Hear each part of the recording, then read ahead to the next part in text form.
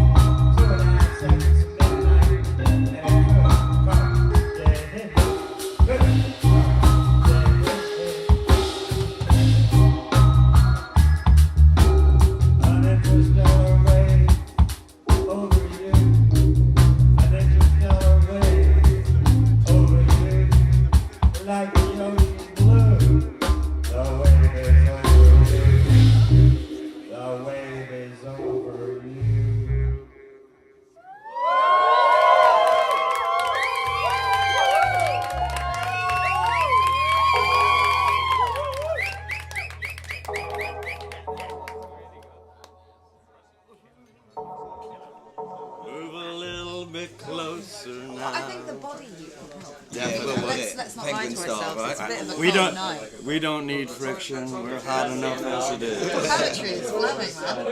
Are you excited about it? I'm definitely excited, yeah. Me and James have been working on this for a long time, and now it's finally come to fruition through a band.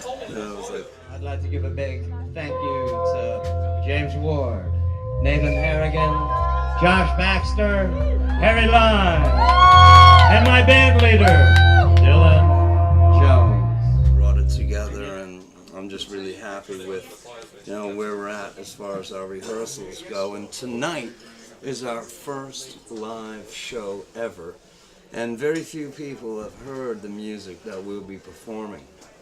And you know, I'm hoping that they enjoy it as much as James and myself enjoyed making the 7 tracks electronica. And then there's 4 tracks that are Americana, and I did them with a guy named Sam Johnson.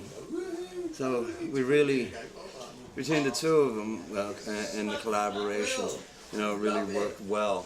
The blend between you know, the throwback, you know, so to speak, bluesy, jazzy, and then, you know, the very contemporary today. Grimy, slimy, rhythm and rhymey, a little spoken word thrown in. But this is your first album, am I right? So like, how did you? Because you've been doing your thing, kind of doing lots of spoken word. And, Yeah. You know, you've been doing that for how long? How did you get into that? Forever. Well, I Just started, came out of the womb. yeah, spouting kind of, for sure.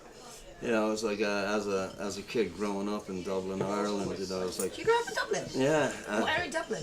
Jack Hughes used to bring me down to a place, you know, on the Swords Road called the Viscount. You grew up in Swords. And, The Viscount's still there. In It's still Whitehall, there. yeah, and around the corner in the Comet, you know, Oh, wow. which is a little more of a favorite.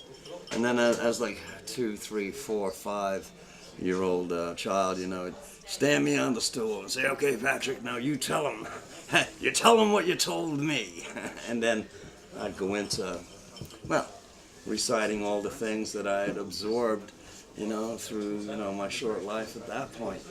They picked up. I guess there's that sort of storytelling tradition. It's very Irish. So that's where you were kind of exposed at an early age. For sure. No bad thing, I would say. Not at all, you know, because everybody's got a story and everybody's got something to say. And our, for example, in our Blue Temper album, each one is like a story within itself. Yeah. Story song. So what are your stories about?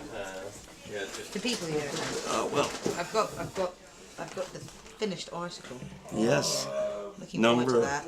I've heard probably about 4 tracks off the album. Yeah, a little bit. You're one of the I few quite like the people. Fox one. Yeah. One about the fox. Well, we've been performing that tonight Oh, at look forward to Acre that. Lane Nights. And, you know, I'm very fortunate to have a co-lyricist on that, you know, Mono Chow. And, you know, is a very close companion, confidant, you know, Maria Santos. And I was fortunate that, you know, he asked me to fill out the lyrics on that one, so that's what I did. And each song is a story within itself. You know, given, you know, it's about the thing that we never asked for. But here we are. You know, and then the thing, you know, and that's about where we are in the world today. You know, and Oh dear. yeah. Well, you know, somebody It's has getting to a bit talk bleak. about it. Yeah, for sure. Do you think is it a bleak take, or is it quite a realistic bleak Well, take? you'll have to hear the thing for yourself, and then go from there. Well, one of the things as a lyricist, you know, and this applies not only to my song lyrics, but the poetry, and then even some of the stories I write.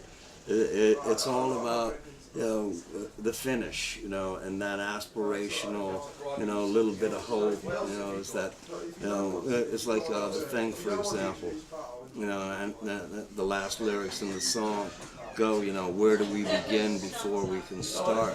It's a place deep within called the human heart. And again, it's about change, you know, and if we're ever going to change anything, we have to change first within ourselves, and then we share that, and we find hundreds of millions of like-minded people, and then we might be able to make that difference. You know, the best things in life are free. And if it is not free, it's not important to me. It's not important to me. The best things in life are free. And if it is not free, it is not important to me. It is not important to me. And the first thing given, we never asked for.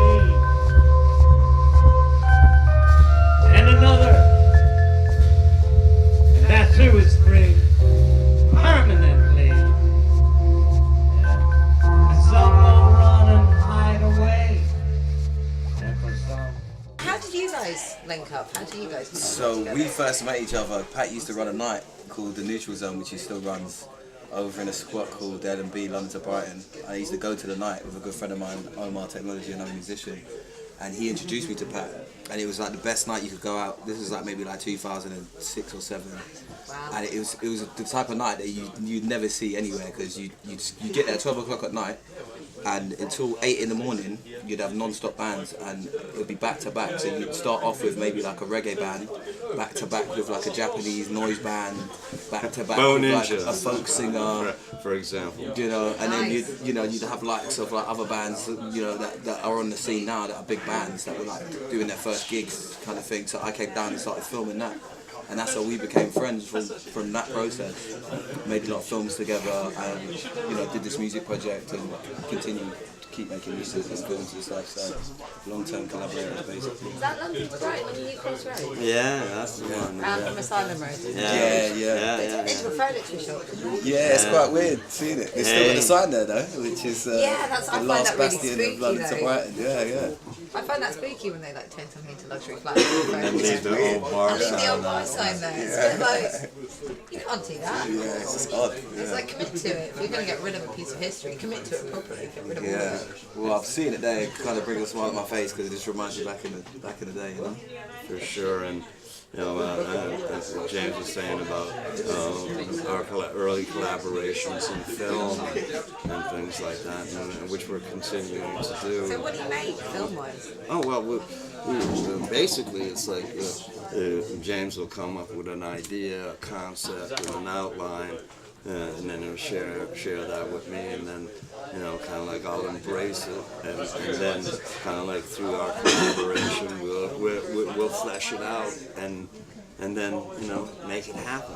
And we've been very fortunate to, you know, between Angel Heart and, you know, kind of like Johnny Curtis's Rinsed, and then the down and out director Joseph Wackwag, and you know, yeah. So and now we're involved in a feature film called Dead Dog, which James is the director and the main writer.